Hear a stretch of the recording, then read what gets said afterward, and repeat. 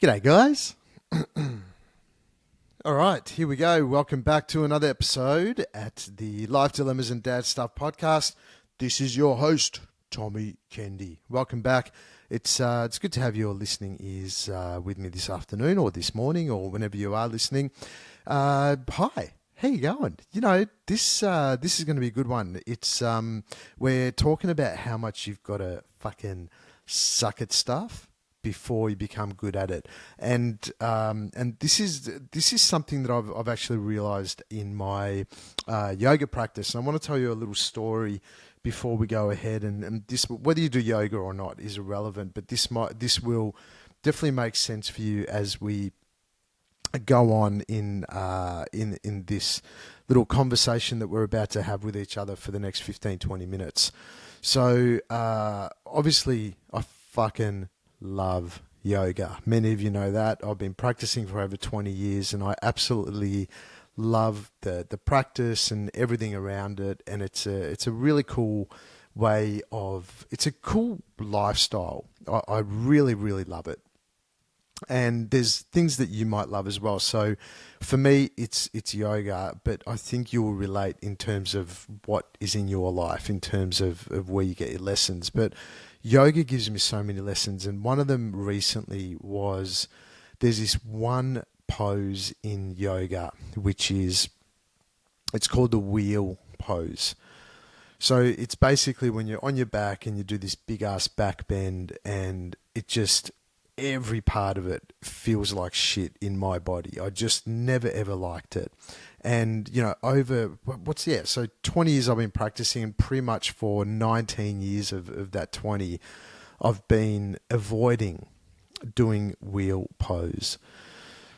And there came a point where I was always sort of half-assing it and not doing wheel, so doing the easier version of wheel, which is called bridge. And, I was just like, every time I went into wheel, nothing felt good. It was just yucky. It was awkward. And I was like, nah, that pose is just not for me. And so I just avoided it like the plague. I really avoided it. And I was like, nah, I'm not doing this shape. And over again, not doing this shape, every time it came to back bends. And then about 6 months ago, I said, you know what, Tommy, this is a pose that really eludes you. It's got control over you because you don't want to do it, but you see others doing it and it looks like it feels good in their body, but why aren't you doing it? And I thought, you know what, maybe what I'll do is let's say if there's 3 or 4 back bends in my daily practice, then I'll just do a wheel once. And that's it. And the other 2 times I'll do the easier version or the half-assed version of it, which is bridge. And I'm like, you know what? I can do that. So each time, 6 months ago, I went, every single time I get into a yoga class, I do my own yoga practice, I just do one wheel. And it sucked. I hated it. It didn't feel good. Every part of it felt awkward. It felt clunky. I didn't know what I was doing. I wasn't doing the right muscle groups and I wasn't activating right, and none of it felt good. So then I thought, you know what? I'll keep going. I'll do one wheel every single class. And on I went. I was committed. And then about 2 months later, something happened. I started going, you know what? One actually feels okay. I still fucking hate it. But maybe I'll do 2 wheels for my practice. And then I did 2. And today in my yoga practice was the first time, this is 6 months later, where I actually fucking loved doing wheel. I really enjoyed it in my body. I was just like, yep, I've got it all going on. And I had this really nice, it was still hard, but I really enjoyed moving into it. And I definitely haven't perfected it, but I've got to a point now where I don't get anxiety every time I know that the back bends are coming up. And so I thought, fuck yeah, what a great day. Like today was that day where I was like, oh my God, wheel actually felt good. And I enjoyed doing the pose. And I had this sudden gratitude come over me going, wow, look how far you've come. Like all you had to do was 6 months ago, is just choose to do the hard thing just once each time. So consistently do it once on a daily basis, just once. And then I was like, oh, you know what? I've done the hard thing once, so maybe I can do it twice daily. And I was like, oh, okay, cool. There we go. It took me 6 months to now be like, I feel good in myself that when I go to yoga, I actually look forward to doing a wheel pose. And this morning, in my practice this morning, I did fucking 3 wheels and I was like, yes, come on, baby. I was so excited. It was such a good feeling. And I walked out of that class feeling really, really fucking cool. And you know what? The funny thing is, even like I do handstands and all that type of cool stuff, and I do like forearm handstands and crow to handstand and all this cool shit, but nothing pissed me off more than doing wheel. And then it got me thinking as I was driving home, it got me thinking, where else in my life am I avoiding and not doing because I feel like it's too hard?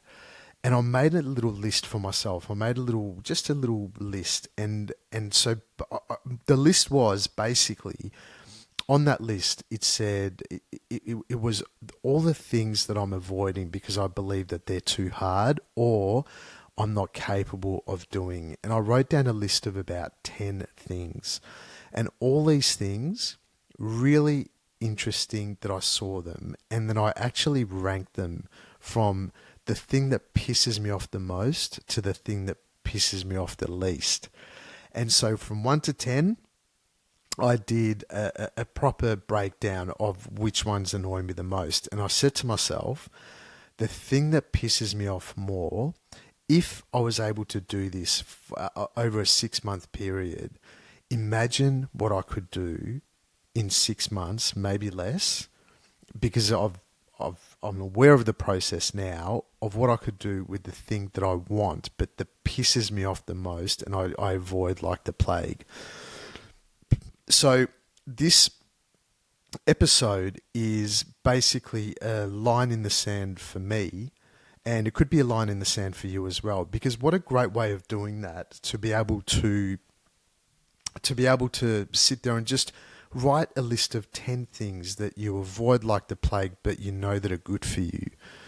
And then rank those 10 things from 1 to 10, 1 being the thing that pisses you off the absolute most, the thing that you're avoiding the most. You're avoiding it like the plague, and 10 being the thing that you're least avoiding. So then you basically know, if you're going to be honest with yourself, you're going to know that the thing that you're avoiding the most is probably the thing that you're going to have to start putting into your little daily task bucket straight away, because that's going to be the thing that's really going to start getting you moving forward.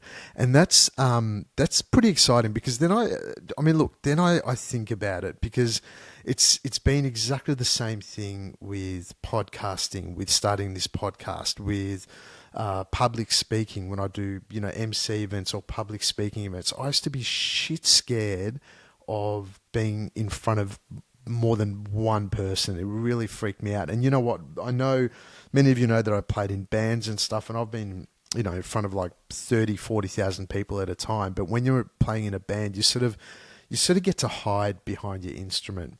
So when it comes to public speaking and you're standing in front of 30 people, 100 people, 200 people, even 1,000 people, what happens is that you've got nowhere to hide, because people are looking at you. There's all these eyes on you, and you're like, oh my God, these people are fucking waiting for me to say something. What the hell am I going to talk about?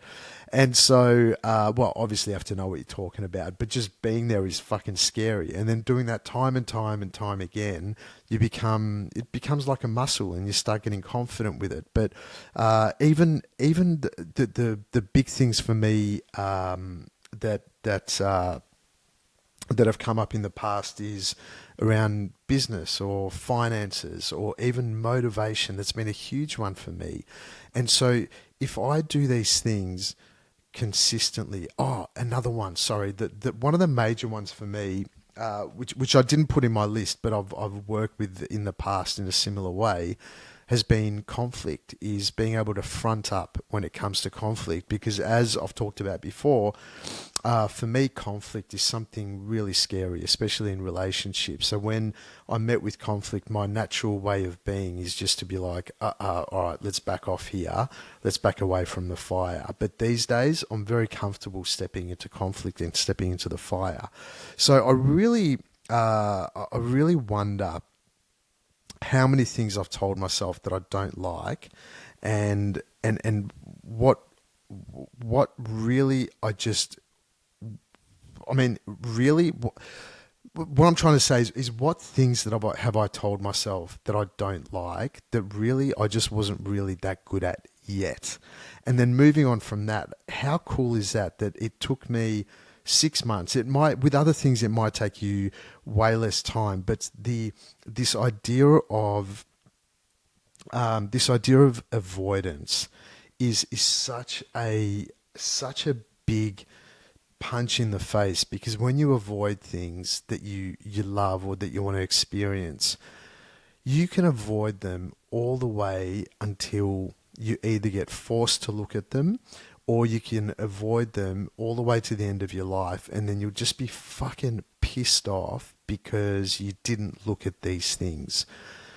And so with avoidance, I believe avoidance is a really dangerous game, because you're either going to have two things. One, you're going to miss out on something really special that you've always wanted to experience. Or two, when you avoid things, especially in life, in relationships, with your health, they're going to punch you in the face later on. So we can't ignore these things. And I believe those two things are just as important as each other, because if you're avoiding something because you don't believe you have the capability to experience it, then you're really telling yourself that you're not a powerful human.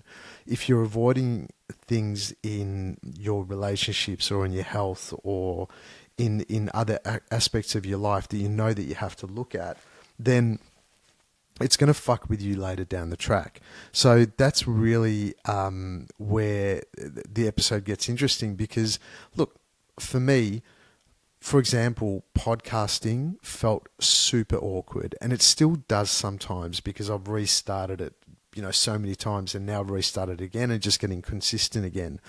And podcasting, it felt incredibly awkward, sitting in front of a camera going, what the fuck am I going to talk about for, 15, 20 minutes? But now I look forward to it, because I know that what I'm sharing, I'm really passionate about, and I'm also passionate about sharing it with other people. And whether there's 10 people that listen, or 100 or 300 or fucking 300,000, it becomes irrelevant, because my message is always going to be the same. I'm always going to be sitting behind this microphone sharing from a place of vulnerability. I'm not sharing from a place of, hey guys, I've got it all worked out, listen to me because I'm a fucking hero. It's not what it's about. What it's about is me awkwardly sitting behind this camera and this microphone and sharing things that are going on in my life to the best of my ability, and then sharing with you what I'm learning. Posting on Instagram, fuck man, it still feels so awkward, because it's just shifted and changed so many times. I'm like, oh my, but I'm just like, you know what? I just got to do it. Just got to keep moving. Just got to be consistent. And as I'm feeling more consistent, I'll start understanding my voice again, and understanding what it is that I need to share here and how I need to share it. The other things, what else felt awkward? I mean, look, biggest one before, me stepping into conflict. Fuck, that felt awkward. Holy shit, man, when you're dating a lawyer or when your partner's a lawyer. Sorry, I got a plumber on the roof, so if you're hearing wax and whatever, that's good old Tim. If you're looking for a good plumber, let me know. He's a fucking legend. Tim, how you going, mate? Wait, I'll give him a little shout out. Tim from Flow Plus Plumbing. That's it. Tim from Flow Plus Plumbing. If you're looking for a plumber, Tim from Flow Plus Plumbing. All right, Timmy, you owe me fucking $200, mate. Anyway, even now that I'm getting more clients coming through for coaching, man, did coaching feel awkward? But in reality, I'm not here to tell people what to do. I'm just here to share people my fuck ups, and then from that point, being able to share how I got through those things and how I still get through those things, and that's where my coaching clients come from. And I don't think, but I think most or people that are looking for coaches, they're not looking for people that have got it all worked out. They're looking for people that they can relate to and feel their pain. And that's what I love about all my clients at the moment, is that we feel each other's pain, and I'm just sharing how I got through my stuff and how I got through it, and it's fucking working really well. So everything, so I mean, yeah, hi. And look, what's the next thing I was going to say? So I mean, look, every single thing, every single thing that you've ever become good at, ever become decent at, you would have felt like a total failure or total goose when you were just fluffing around. You wouldn't have known what you're doing. So I reckon this is a lesson. And look, maybe the goal isn't finding what you're naturally good at. Maybe the goal is staying with something long enough that your relationship with it changes. So what I mean by that is exactly that. Is it doesn't always have to be. It just doesn't have to be. There's never going to be a thing where you're just so good at it straight away. And what I realized about this latest project of me doing wheel pose is that that I've actually really enjoyed the process. And so I really recommend, guys, that you get yourself into this zone. And I think the real gold in this episode is being able to honestly look at what's actually going on in your life. Make that list. It doesn't even have to be 10, but make that list of 5 or 10 things that you've been avoiding like the plague. And I would even make 2 lists. One could be the avoidance list of things that you really want to experience, but you've avoided because you feel like you're not capable or you can't do it. And then the second one is things that you've avoided that you don't want to do, like the tough conversations, the anything to do with your health, or maybe even your diet, or anything along those lines that's avoidant, and you know that if you keep avoiding it, it's gonna punch you in the face later.